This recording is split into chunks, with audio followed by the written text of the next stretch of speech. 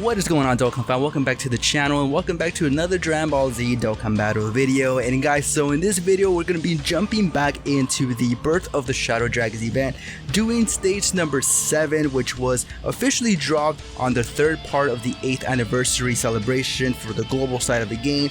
And let me just say that this fight was one of the most stress-inducing fights that I've had since playing Dokkan. I know there's been a lot of people saying that this is arguably one of the hardest stages in the entire game, surpassing Broly and Cell Max, and honestly, it really was, especially trying to get it without using a single item.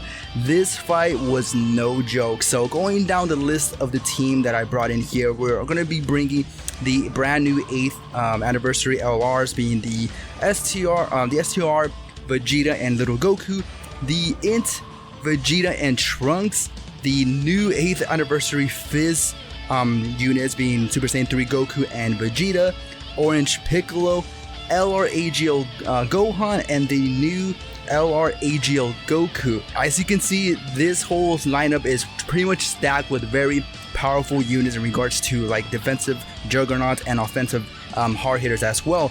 And even with that being the case, man, this fight was no joke. So the whole strategy here, after doing this I don't know how many times and failing at the very end, because I will say that maybe the first 2 phases of the Syn Shenron fight isn't all that bad. It's when you get to the final phase when things get very scary, because this dude does a lot of group attacks, and those group attacks take a shit ton of damage to your units, and it's such a pain in the ass when you have the setup that you already build up, and then it just takes one super in the very beginning, followed up by maybe like 3 or 4 group attacks, and that's pretty much your run. Like there's really nothing else you can do at that point, because after Omega Shenron supers you in the very last phase, he does lower your defense, so you can be stacking with one of your stackers here, either being the Int, Vegeta and Trunks, and then if he hits you with a super, then that's pretty much it, man. Their defense drops down big time, and then depending on who you have in the rotation, it can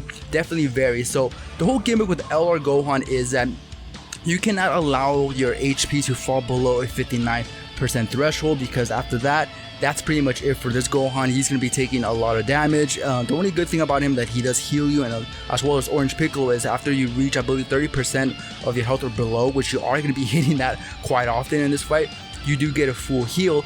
But I have realized that the new LR Goku, he is really good for the first initial 5 passes of his turn after he comes into the rotation, because he does have the guard for those 5 turns. But after that, he kind of takes a lot of damage unless you stack his defense with a 18 key super, which I believe in this video I try to do as many 18 key supers with this guy. Unfortunately, I only got 1 copy of him, so he is at 55%, so he isn't all that powerful, man. He's really good for the first initial 5 turns, but after that he kind of falls off. It kind of reminds me of the Golden Frieza, when he has his damage reduction of 90%, but after maybe 3 or 4 turns it drops down to 60%, which is still really good, but for these hard-hitting events it really isn't enough defense. He gets shit on quite quickly. The other unit here that I was kind of not really confident in bringing, which is kind of surprising, is the new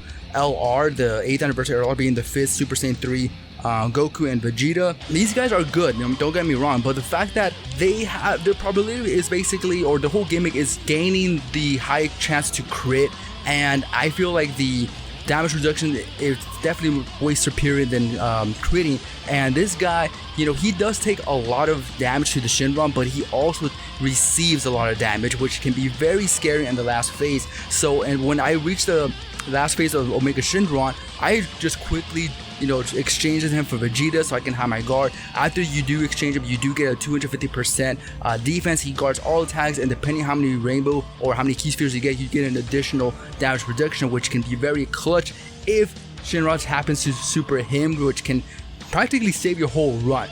Unfortunately, the whole Spirit Bomb thing, it's a very cool gimmick with him having that standby phase, but I rarely ever get to charge up the full ki, because I feel like I either die or I beat the stage, and I just use the guard just for, just to save my ass for a very, typical predicament that I find myself in, and I never really end up using the Spirit Bomb. But it is a very powerful ability if you do get the full 5 turns and get the full ki meter filled up.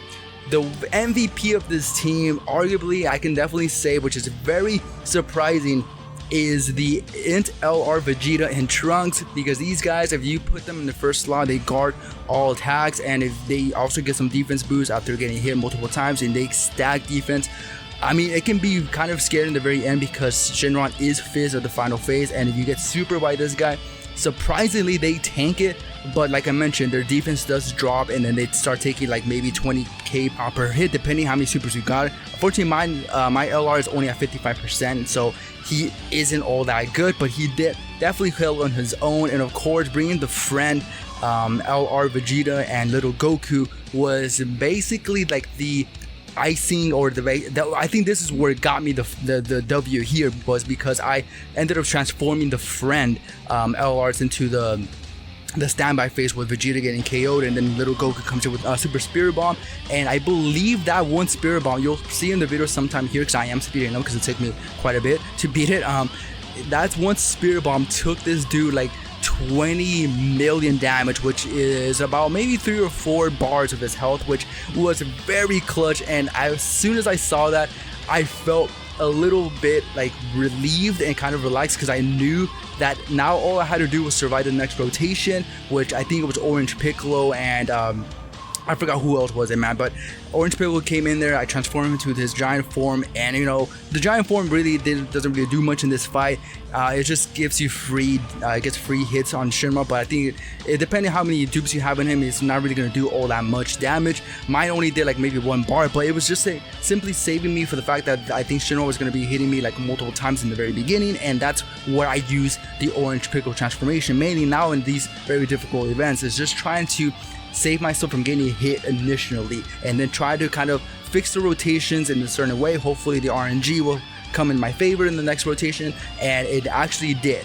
And I was extremely lucky once I finished that rotation with Orange Piccolo, because after a while Orange Piccolo kind of loses his value, which is very unfortunate because Orange Piccolo is a very powerful unit, and it's just sad to see that this dude is slightly falling off a little bit. I mean, he's still very usable, but for me, since I have him at 55%, he does get hit pretty hard. But after the whole Orange Piccolo rotation was over, it was back to the friend LR that has him rainbowed, and I knew that it was over. It was GG's. You know, Shenron can super me in the very beginning, it wouldn't matter, because at that point the LR is fully stacked up with this 40% damage reduction. I have full health, and I knew it was done. Like, there's no way this guy's gonna, you know, whoop my ass. And I finally did it after doing it I don't know how many times, and it was such a relief to get this challenge completed, because I've been hearing a lot of people saying that this is one of the most difficult fights in the entire game. You know, doing it with items, even with items, is very difficult. So now